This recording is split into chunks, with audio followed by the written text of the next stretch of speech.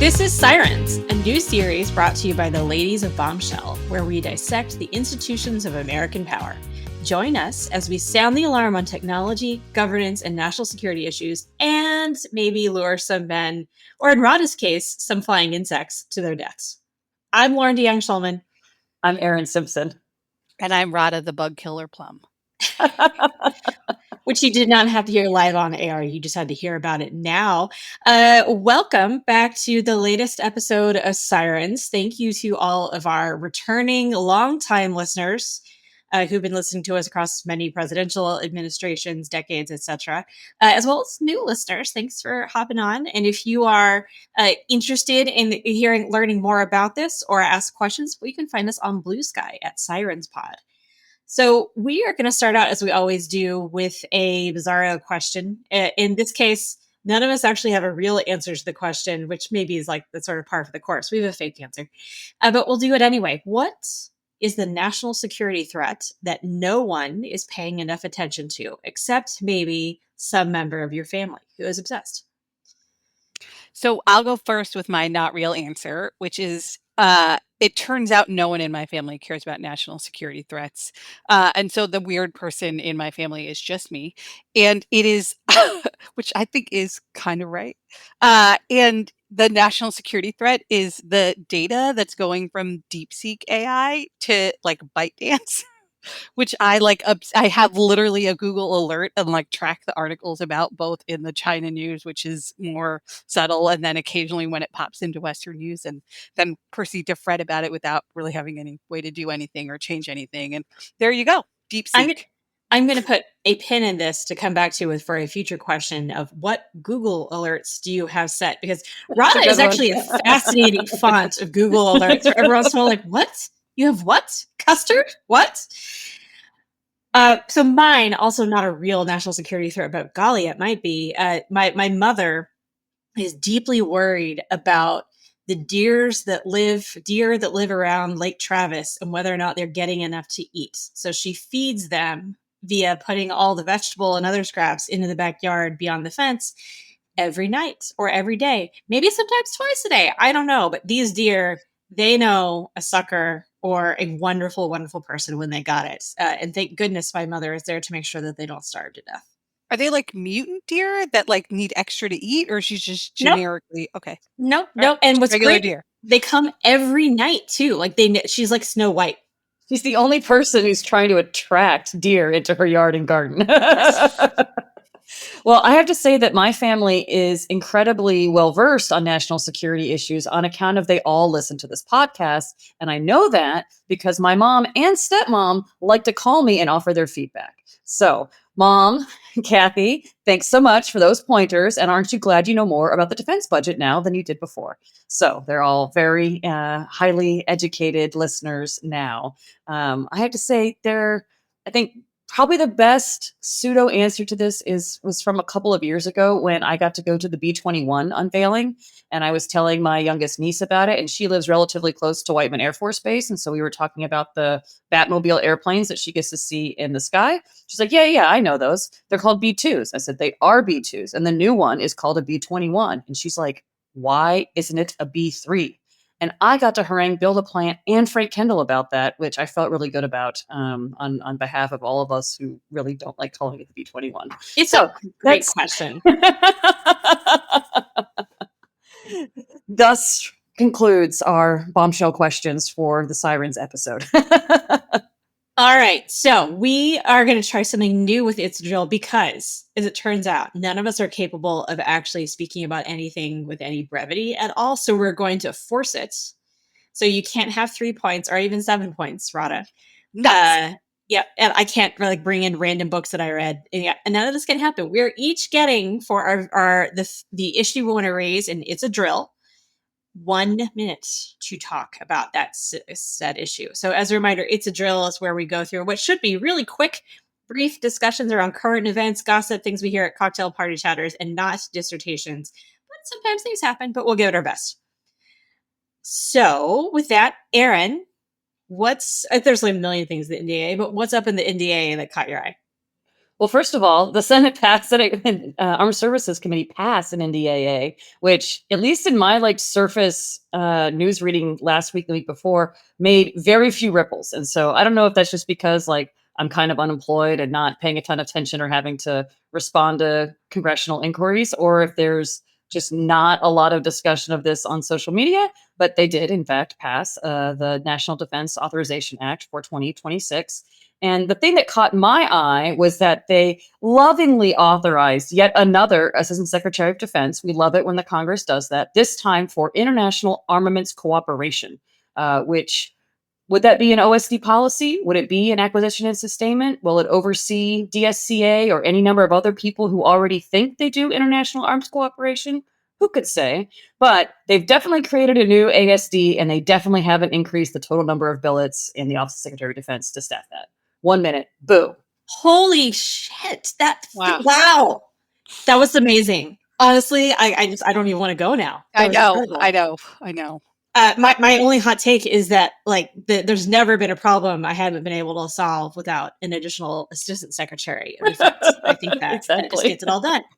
I think I'm up next. I'll give it a shot. I've got two in a row. Actually, I'll do. Let me start that again. Actually, what I'll do is I'll do TSA, go to URADA on Fed chair, and then I'll close out with the air conditioning. Okay. I'm up next with new changes, lots of new changes coming to the Transportation Security Administration. With one, they are getting rid of the take off your shoes requirement. So don't have to worry about your feet being stinky. Don't have to worry about your pedicure. You just go through security, even though it's been 20 freaking years, more than that, since the shoe bomber. You think we would figure this out? I feel like somebody was just embarrassed and didn't want to admit it. The other thing is they may be changing the liquids requirement. Who knows? This is what Really? Secretary No. Yep. So has said that like could be coming up because of the new technology they have. In addition, they're creating new lines for families. And just as if somebody who travels a lot, thank God. So fascinating theater security changes, actual security changes, but where they actually come from, who knows, at TSA. Well done. Well under a minute. I Man, just want to travel with my full size conditioner and hair care products. That's all I ask. I have a lot of face products, and not needing to check a bag would be a game changer. That would be amazing. Or bring a bottle of wine on, not to Oh, trace, but yeah, just like put but your yeah, thing to in that. bring as a gift, yeah, it's good. Yep. All Um, right, Dr. I'm Plum. I'm pretty sure this rule was made for me, so I will do my very best here. I want to talk about the potential but not yet happening, but maybe never happening firing of the Fed chair, Powell. So basically, what happened was Donald Trump has been engaging in ad hom attacks on the Fed chair for some months now because he wants him to lower interest rates.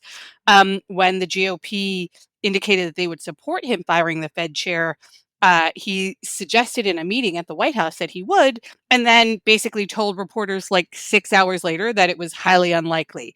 Now, this is a big deal because since about the 1950s, the Fed is supposed to be independent and you're not supposed to be able to cajole or threaten them with politics to raise or lower interest rates. And that was intentionally done to like avoid things like the Great Depression. But there's just a wide open question on like, could he come up with cause? If he came up with cause, what would happen in the courts? Even if he did it, what would that mean for the future of monetary policy? And how is the Treasury Secretary involved? There's gossip, there's potential constitutional crisis. I look forward to seeing what happens next week. So close. I was so So close. close. But I look forward to this being a future segment because it turns out that like an independent central bank is probably also related to like maintaining the world's reserve currency. Just throwing that out there. And so if we're going to dissect some institutions of American power, I think we'll have lots to talk about there. All right. Last but not least, I don't spend as much time on social media as I used to, but whenever I do for the past week and a half or so, there's been this weird space of air conditioning shaming going on or air conditioning defensing going on. And I believe, God knows where these things happen on social media. This came from a number of heat waves have been going on, particularly in Europe, though obviously around the world. And people be like one, a number of people dying or having terrible health conditions as a result of this, but also lots of discussion on the fact that air conditioning is not encouraged for new building or other things like that in Europe. And indeed, people talk about this like being some of the greatest energy sinks as you think about like where we do our energy consumption.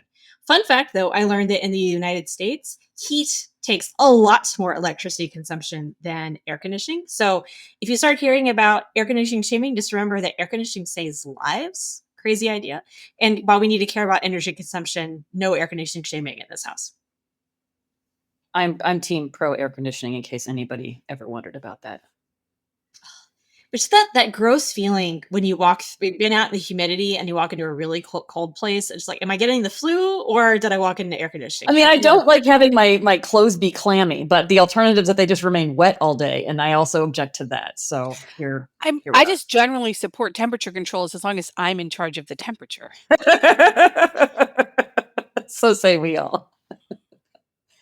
Okay, what dumpster fires do we have today? Well, I think there's a lot because it's 2025. But one place I think we wanted to start off was thinking about the recent executive order signed by the president that established a new type of appointee, Schedule Gs. So that is interesting in and of itself because I guess we're up to letter G, but also because there are a whole host of other kinds of appointments that exist, Schedule Cs, which are traditional political appointments.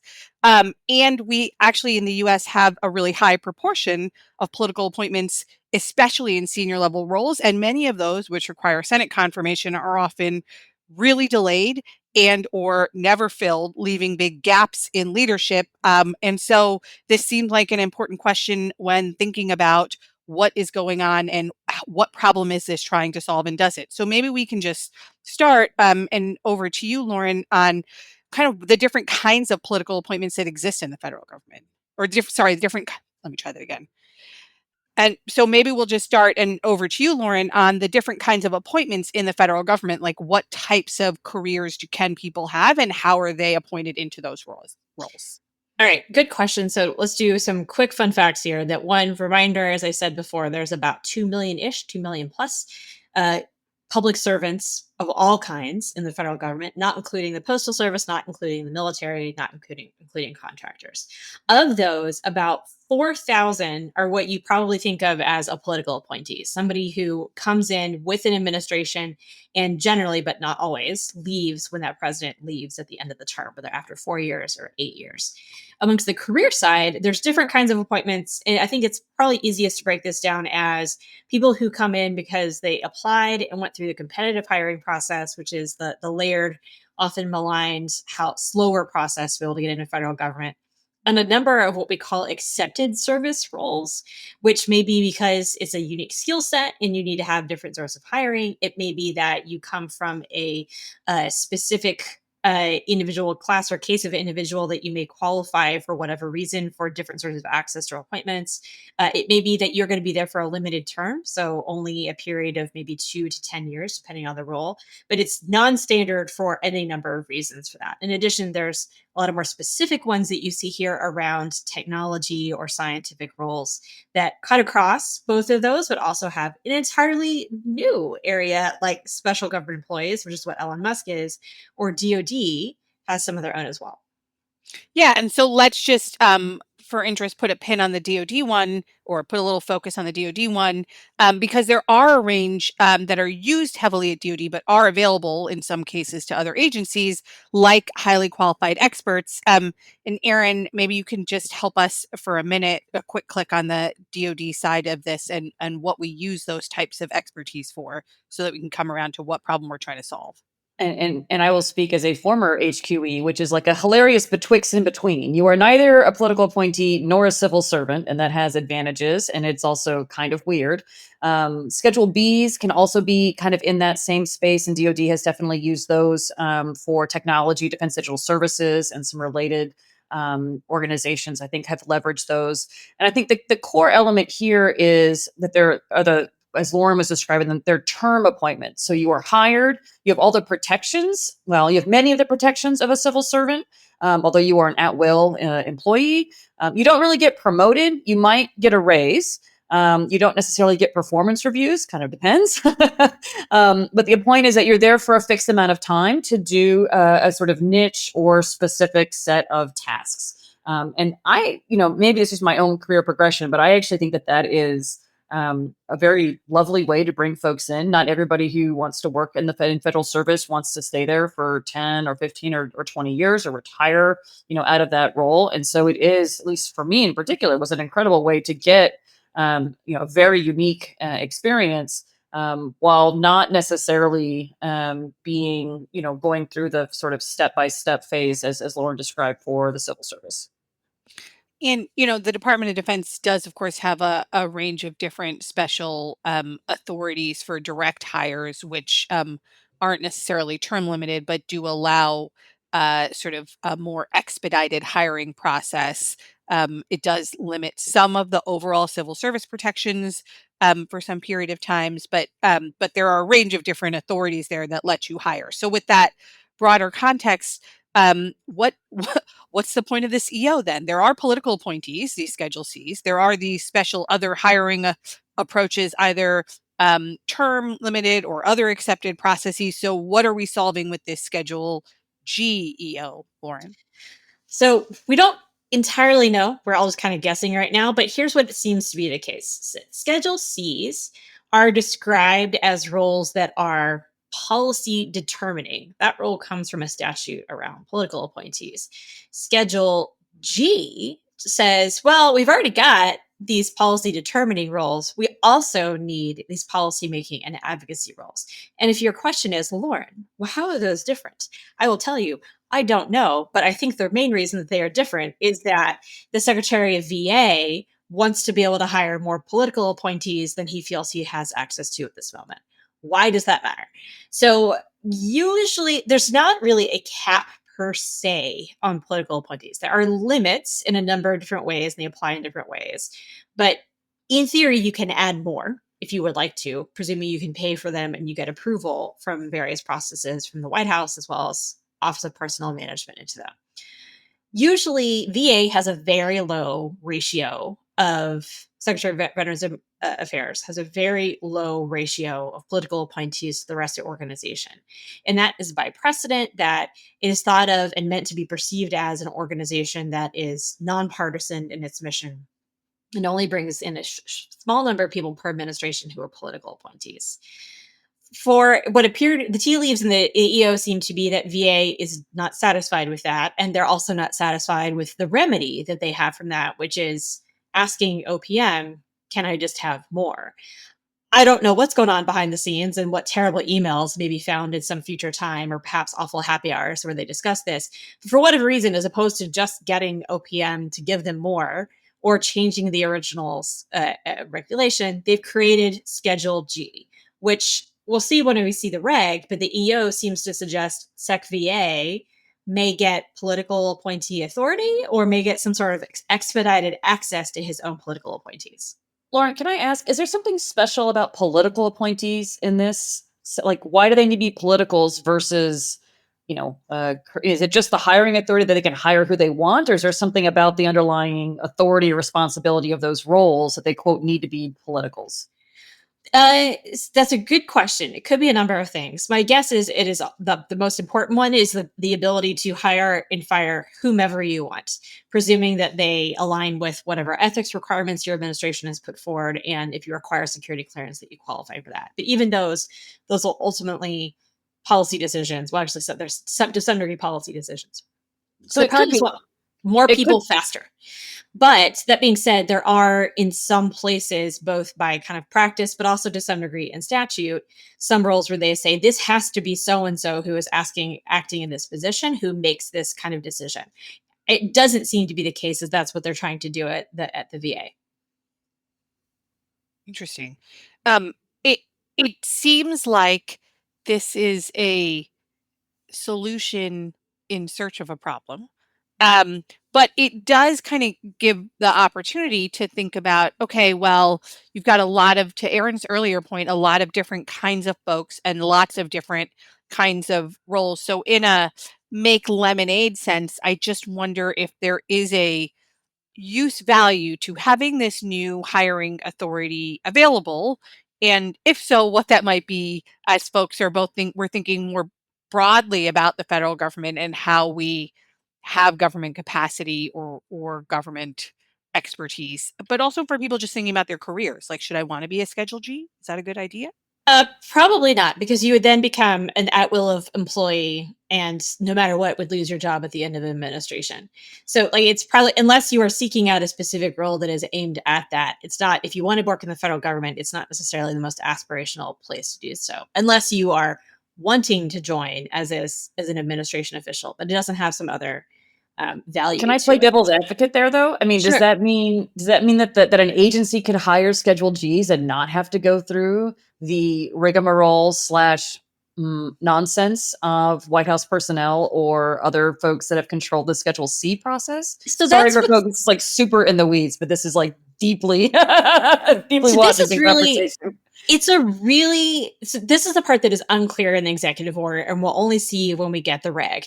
But it's the tea leaves seem to suggest that Secretary of VA not happy with the current system, wants certainly more, but possibly also a better system. Because the language refers to the Secretary of VA hiring people that are exponents. I hate use of this word, exponents of the administration's policy, which kind of suggests that, as opposed to other, like the layered process that goes with political appointments, that they're giving some of this authority to Secretary of VA.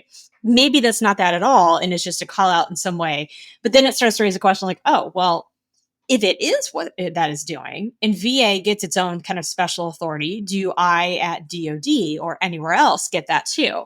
Because while there's officially only one type of political appointee, and within that you've got confirmed, non-confirmed, a couple of other breakdowns.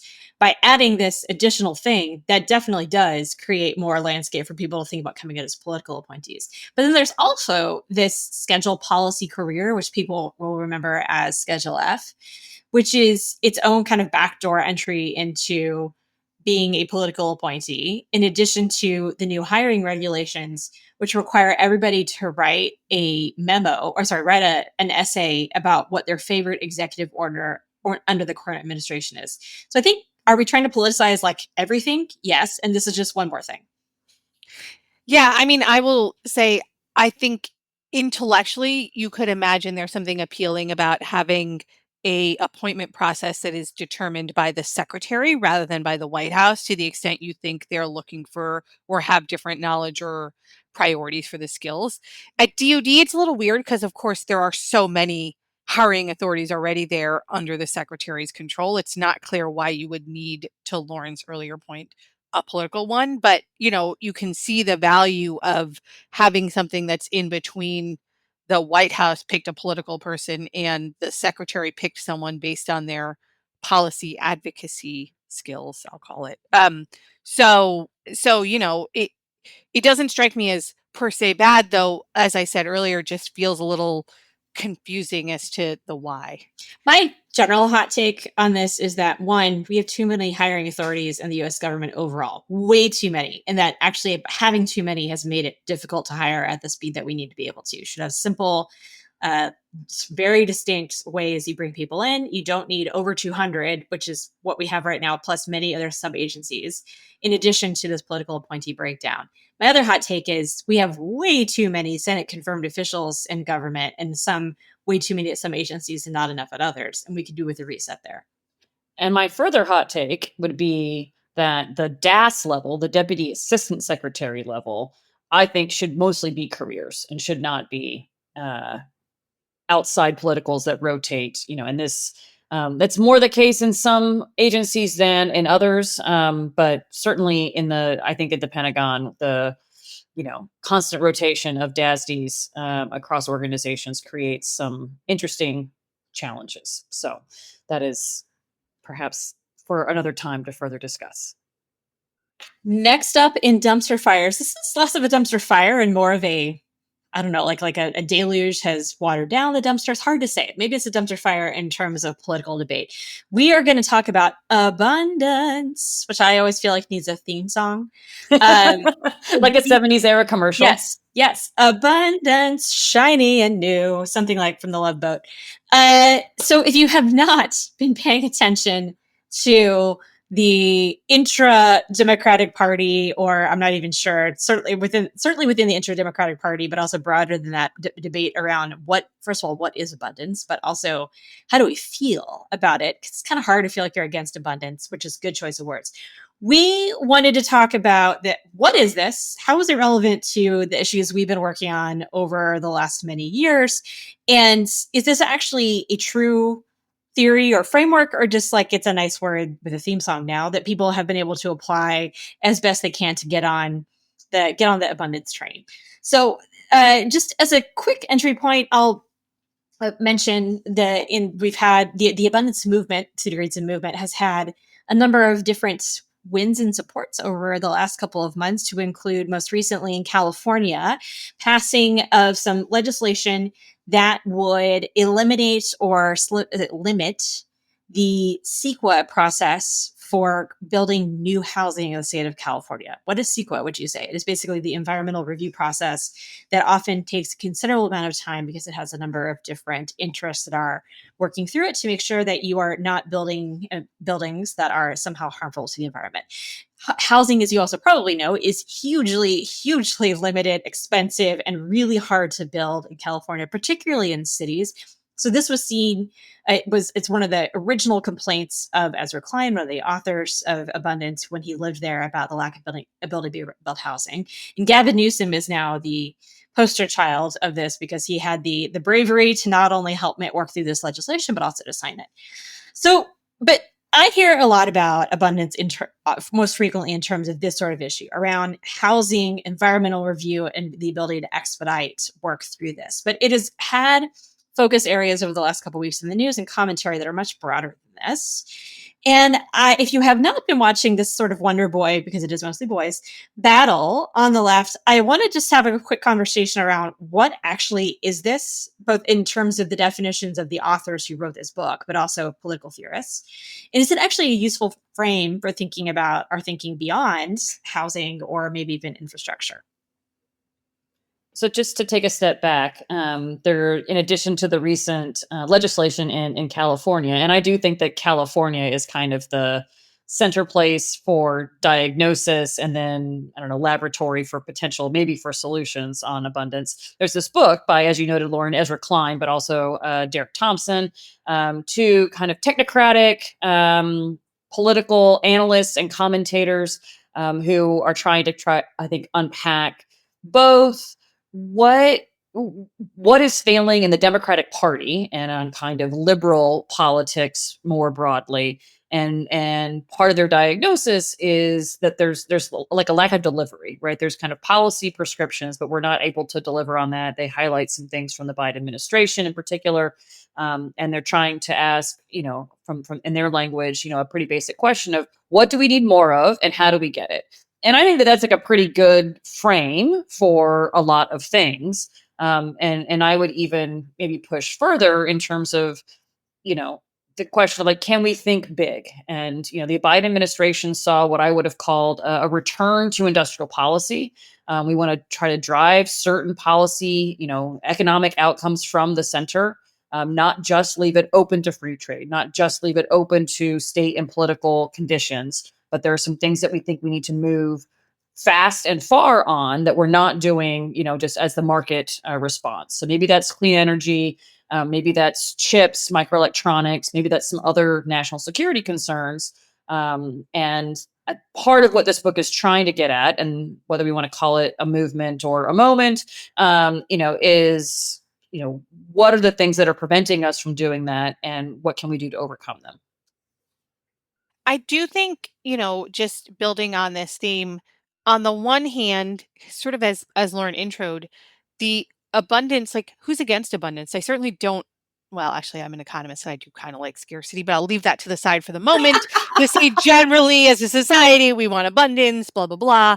But I think, in bluntly a capitalist society, or a society with at least some sort of functioning free markets, we recognize there are some things we want the government involved in providing or ensuring exist abundantly, and some things we care less about. And I am struck by the focus in the book and in the conversations that often happen, and who is defining what should and must be abundant and why those are how the Democratic Party should focus its areas. So, look, I'm not going to disagree, especially in California, that affordable housing is an important part. Some of that is not housing supply, right? I'm not going to argue that affordable energy is in it, but it's not clear to me that adding clean energy to the grid solves the, for instance, last mile transmission problem that plagues a lot of rural areas. So there's a real, not just who, but what question that is sort of my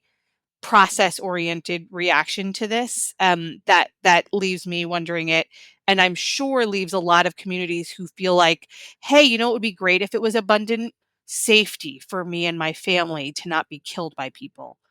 And you can apply that to a variety of communities, and so I think there's just a lighted over part of what should be abundant.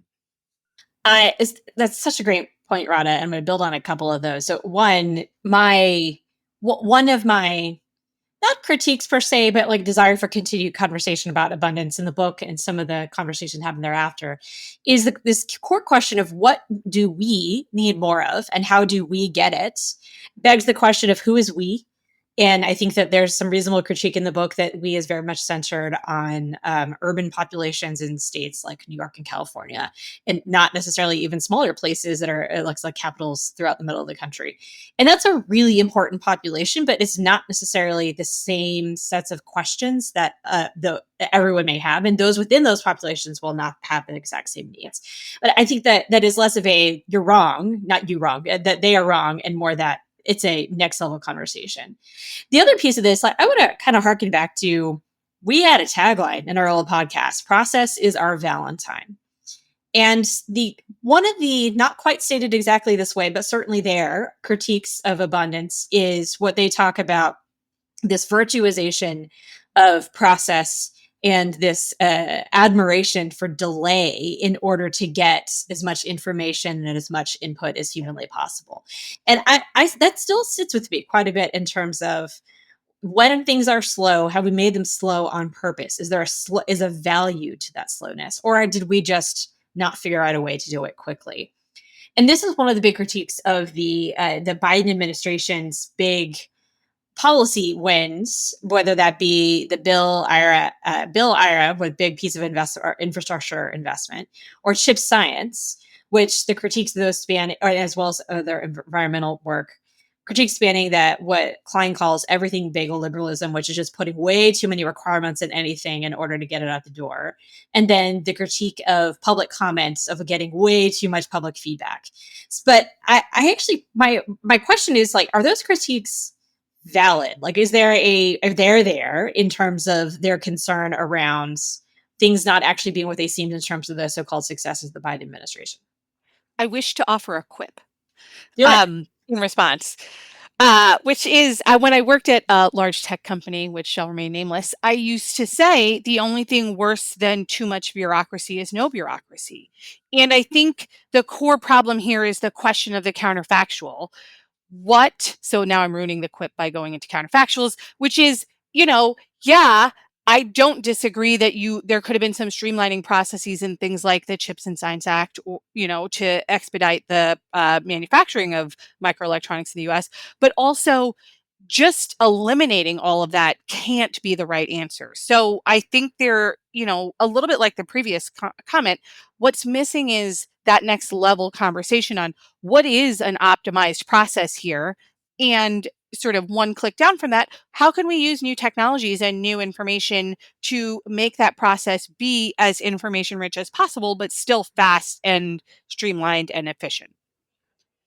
I guess this comes from my version of process Valentinism, which is, where is the failure that they're trying to solve for, right? So is the problem that the projects that were funded under the Inflation Reduction Act or Chip Science or any number of Defense Production Act activities that we put out the door in the last administration, is the critique that they didn't start fast enough, that they'll never start, or that they weren't politically salient, right? That the Democratic Party was not able to convert those activities into political momentum. I mean, it can be all or any of the above, but the solution set is really different, right? If the problem is that we think that there was a bunch of money appropriated that will never be spent, then that is a problem, and we should figure out how that money needs to get on contract.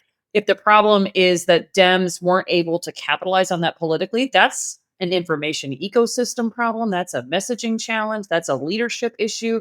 That's really different than the technocratic things that they're trying to highlight, I think, at the state and local level. And I think that that's its own mishmash, right? A lot of the regulations are state and local regulations, while you have federal money, coming in. And so, I mean, I am sympathetic at the broad level to the problem that like anybody can say no, but nobody can say yes.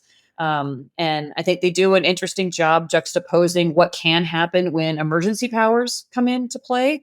And we even see that like in the Pentagon, right? When there is a crisis, things can actually happen quite quickly. But regular order, woof, I mean, it takes a while, right? It is laborious. And so what's the balance between, doing things with low scrutiny, and there are some risks registered and risks realized associated with that, versus a 2-year palm cycle that takes a huge amount of staff calories and is otherwise slow. I mean, that it's a very similar set of problems to my mind. I spent 2 years working at Office of Management and Budget, which it doesn't have this in its name, but compliance is one of its big functions. And it is so hard to have policy and actions come out of that organization that are meant towards incentives and innovation and creating new rather than just check the box compliance. But the Klein and Thompson make really good points around the fact that a lot of this compliance requirements come from both within government and on the Hill, because government is not trusted, and he wants government to be trusted to do things. My challenge on that, and this is something that I'm working on right now on a project that I'll talk at other episodes about, is how do you build a government that actually is not just trusted but trustworthy? And not to say that civil servants are not trustworthy today, but they are not the sorts of people that can make an off the cuff decision without that multiple layers of process that is meant to intake all that information. They don't act with instinct in a way that I think Klein and Thompson think is just possible for anybody to do. And it's frankly just far more complicated than that for good and bad reasons. But I wanted, like, there's been a number of like abundance for X, abundance for Y conversations. It's like the new Uber, right? Yes, It's yes.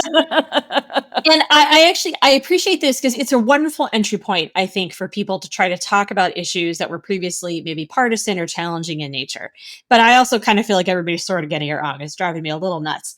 So I'm curious though, Erin, from those who are abundance curious from a national security perspective, what are some of the key questions that they should be giving thought to, or maybe some of the trade-offs or quandaries that they're maybe not quite thinking through that yet there? So, I mean, I was listening to one of the podcasts that Ezra Klein did earlier this year as we were preparing for this, and kind of, seeing what percolated in my head.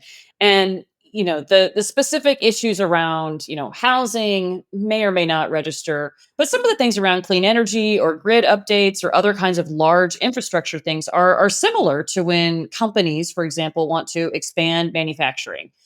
It's really hard to surge production of a weapon or a platform if it takes 2 years to even start construction. So the idea that there is not a process by which we can, accelerate that or waive some of those pieces resonates. I mean, I'm reminded of a very specific, award under the Defense Production Act to increase solid rocket motor production, and there were environmental waivers that were needed or environmental studies that were needed, and you know on the one hand, I both understand that because boy, do we know how to ruin a watershed if we really, don't feel like looking. But on the other hand, like some folks needed some solid rocket motors. So what do you do about that?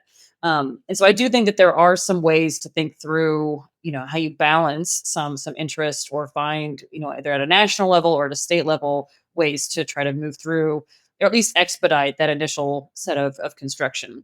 On the other hand, listening to this, like the problems that we have in shipbuilding or even other parts of weapons production are not things that can be resolved by just having quicker permitting. They're labor shortages, right? They're turnover. They are, I mean, maybe if you solved housing, you could help shore up some of the New England shipyards because people could actually live like less than 2 hours from where they work. But there are more complex problems around why the microelectronics that we need for certain kinds of weapons are made in such small batches that most manufacturers don't make them. That's not an abundance problem. That is a market problem, and I don't think that their solutions around targeted deregulation are going to address those kinds of things. So, like a lot of parts of the economy, I think that they have some ideas that could be fairly incisive, and that with political leadership and protection for the people who have to take the risks, whether that's a contracting officer or a county administrator, you could probably make some real progress. But there are other things that are more core to a post-industrial economy in the United States that they're unlikely to really get at. Rada, last question here, and you can go on for as long as you like. This is a complicated one.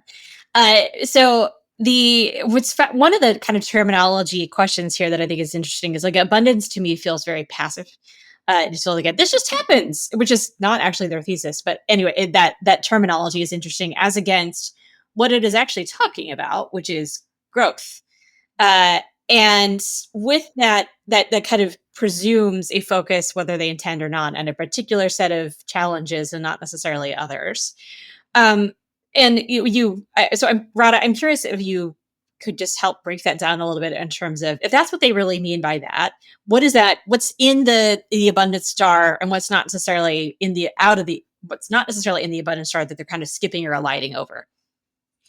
Yeah. So I'm glad you brought up growth because that was going to be look, I will just put on my economist hat to say I think growth is a really important concept because as they rightly make the case in the book, and I think the overall abundance agenda is this, growing the size of the pie is helpful. But I will just start us on the point that that was also the theory of the case for globalization, right? The reason we wanted free trade, the reason we wanted to reduce trade barriers is because there's a growth dynamic there that can actually increase the economies of everyone involved. And it did. The problem is there are distributional effects there. And see the earlier discussion we had on this, on who is defining what we want abundantly. So I think, to answer your question, there are a couple of different pieces. One is how do we define, what we need abundantly and what that growth means? Two is, are there areas where we don't realize we've sort of so fallen down that we think there's comparative advantage or there is a lack of abundance or something? And really, the reality is that we need to invest a lot in communities that can become more innovative. So you think of these innovation hubs as Silicon Valley or Austin, maybe Boston, Massachusetts, right? Are there places in the country with investments in education and infrastructure with more power and more opportunity that could also be innovation hub and innovating things that we're not even considering right now, right? There's just a whole set of questions on not just the distribution of the abundance we could have, not just a distribution of the realized growth, but actually where does growth come from? So that's, I think, a big piece of it.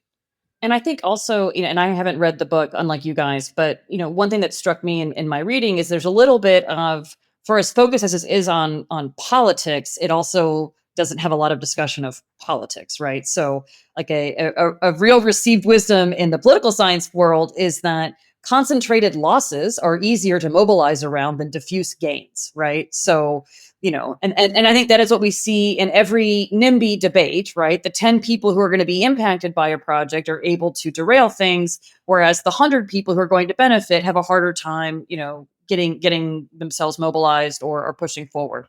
And if what we're saying is we need to find some institutional or other ways to move the lever in favor of the 100, that's interesting. We could also look at things like increasing the number of seats in the House, right? Or making adjustments in the Senate, right? There's some national level institutions you could look at there. But I don't think that there's a technocratic solution to these problems in quite the same way that Klein and Thompson and others, seem to want to find. I fully agree with that. And I'll just close with, the abundance and growth sort of oriented focus is one I fully align with. But I think it has to rely on effective distribution and, God forbid, we say redistribution mechanisms to make sure that abundance is realized in quality of life for a whole range of people, both for like ethical and governance reasons, but also for pure, pragmatically political coalition reasons. And maybe we just have such great mechanisms on that as soon as we get the abundance sort of flywheel spinning, we'll do. But I don't think that's the case. And I think that's part of, if you look back in time, part of the booms that happened and then the New Deal right, like all of these, the war on poverty, like all of these things are efforts to figure out that mechanism too. And that's not to say we don't need to have the abundance conversation. We absolutely do. But it means we can't give short shrift to that. How do we distribute the gains from abundance conversation, or we'll just be back here? We will clearly return to this abundantly over the course of this podcast and in any number of different areas. Next up, we're going to go to warning signs with our very first guest. So this week on Sirens, we have our very, very first guest appearance. At Bombshell, we used to make our guests go through our usual Bombshell questions and test them on their knowledge, their favorite field trips, their fictional characters they wanted to be friends with. We are not doing this in this go round, though maybe in the future. But I'm really excited to have us joined by my former colleague and somebody I look up to very much in their knowledge of all things government management, Kristen Dorgalo, who is a former senior advisor at the Office of Management and Budget. And we have asked her to join us to talk about all things related to reduction in force or RIFs that are going on right now, not just the impact that we're seeing across government, but more broadly, how does this actually work? What does it mean? And how is this different than what other processes might be? So, Kristen, thank you so much for joining. Oh, so glad to be with both of you today. Excited to talk about this relatively depressing topic. Yeah, very much so. Listeners that over our past few episodes, we've been talking about the various cuts that we have seen or attempted cuts by the Trump administration in the federal workforce. But I want to back up a little bit and set the stage on risks in federal government, reductions in force. They're not just a matter of showing up on a Friday and at random saying, employee 2 and 3, it's time for you to leave, or have a series of preferences around who you want to leave. There's actually a lot of process, or at least in theory, built up into it. So I'd love to hear a little bit more on when a federal agency decides it does want to do a RIF. How does it actually have to pursue and justify that? And how is it supposed to actually execute that? Great. So first, what's a reduction in force? So in plain language, it's a layoff of some of an agency's workers, and they're getting laid off or dismissed from the agency. I've been through this in a private sector job from a large corporation where I worked. It was acquired, and I and some of my fellow colleagues at headquarters lost our jobs. When this happened, we weren't unionized. We didn't have a lot of established protections or procedures other than, for example, state health unemployment insurance systems or COBRA insurance provisions that help us keep healthcare. And so, we did have organizational leadership that helped look out for us in that process and do things like provide severance. And so in the federal government, there are procedures for what agencies need to do in those moments where they have to let some of their staff go. You asked in your question, when an agency decides they want to do a reduction in force. And I just want to be clear that while the current administration and the president do clearly seem to relish firing people, usually reductions in force for any well-run organization are a last resort, right? If you look at the federal agency procedures for reductions in force, like at the Department of Health and Human Services, for example, they say it should be used as a method of last resort. And they offer options to agencies that they should pursue first, right? So they're trying to minimize or avoid the adverse impact of that reduction in force on employees in all ways that they can. So when an agency is in a position where they need to be able to do a RIF in usual circumstances, and again, this is not usual circumstances that we are seeing today, they, to be consistent with those procedures, would need a good reason. Usually that might be because they have insufficient funds, right? Staff in a given office or program changes year to year. They might have some lack of ongoing work. I know you all have considered issues like artificial intelligence before. There may be changes in job functions that call for it. So that happens. So when they do that, they have to actually make a plan. And the RIF procedures are really just planning procedures. They're taking an analysis of your workforce, figuring out the scope of which offices need to be affected. They look at the offices and teams, and that's called something called like the competitive area. And then they say within those offices and those teams, that's called the competitive level. What are the positions that will be affected? And then you look across those positions, you got a lot of actual people in those jobs, and you have to prioritize them. And so the agency then ranks its employees based on a few different factors so that they prioritize them in who is let go or laid off from the agency and who is retained. So at DoD, for example, in 2017, they made some changes. They changed up those criteria so that they were looking first at an employee's most recent performance rating, right? How are they doing as an employee? Second, what type of employment are they in? Kind of tenure provisions does that have? Veterans preference comes to play, and average past performance comes to play.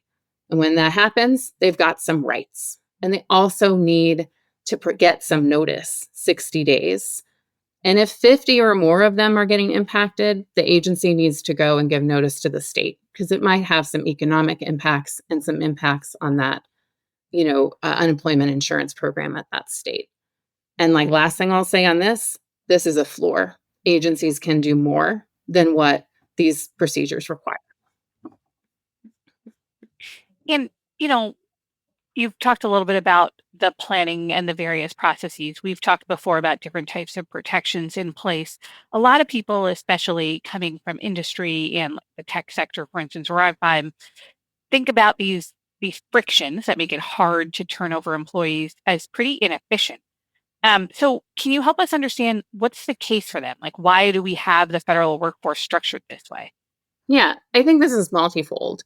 Of course, part of this is about being good to our workers in that we're trying to get any avoidable negative impact out of the system, right? Make sure their families and their households can navigate this change. The second is also to prevent agencies from losing talent that's really essential to their services that they're providing or their mission, right? That would be hard to replace, costly to replace. It takes a long time to get those workers in place. So strategic use of taxpayer dollars. In the private sector, there's a lot of incentives around bottom line, right? Around making sure things with your workforce are treated as a strategic asset. These procedures act as those incentives for federal agencies to make sure not just economic bottom line is considered, but also service and mission outcomes for taxpayers.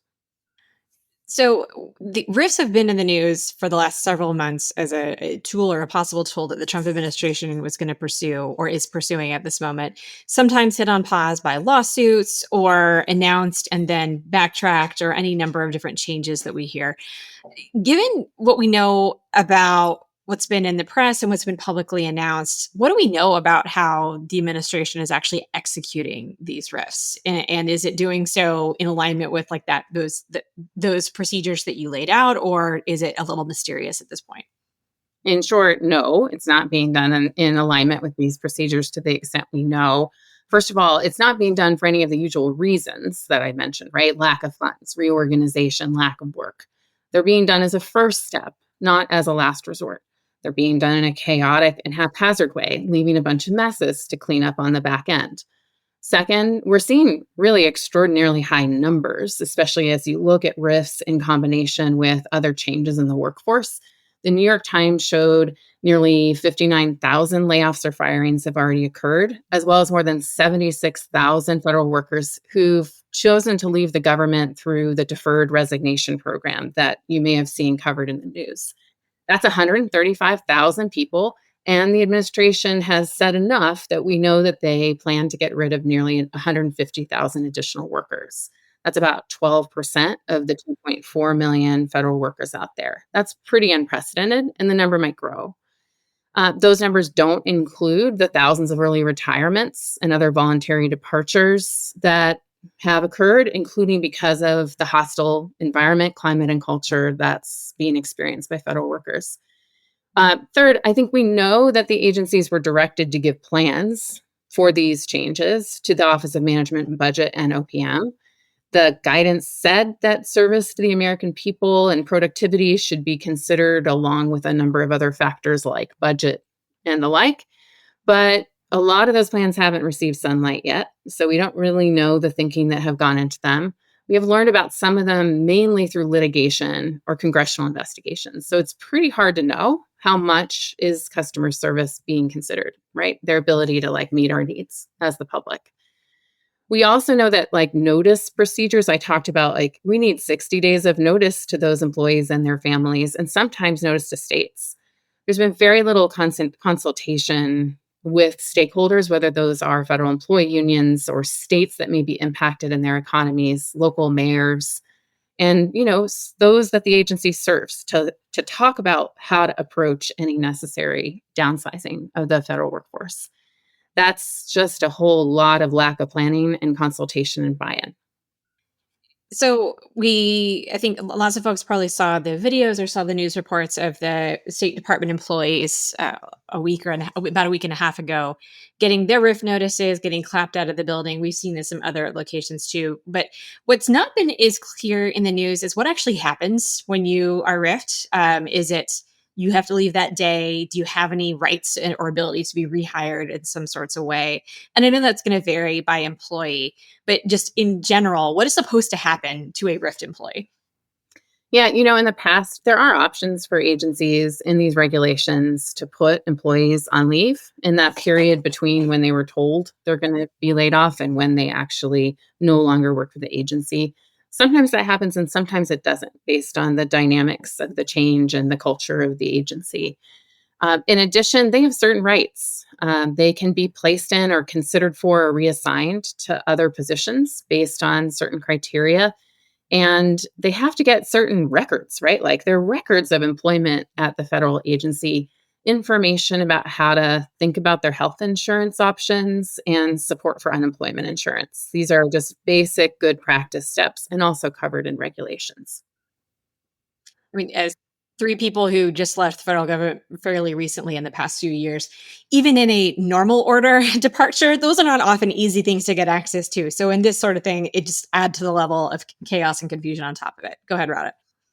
Given the kind of way in which this has been handled, the sort of RIF adjacent, I guess is what we'll call them, activities, so administrative leaves, people being recalled, delays from court cases, give our listeners a sense of both, is this cost saving? Like, does this drive efficiency?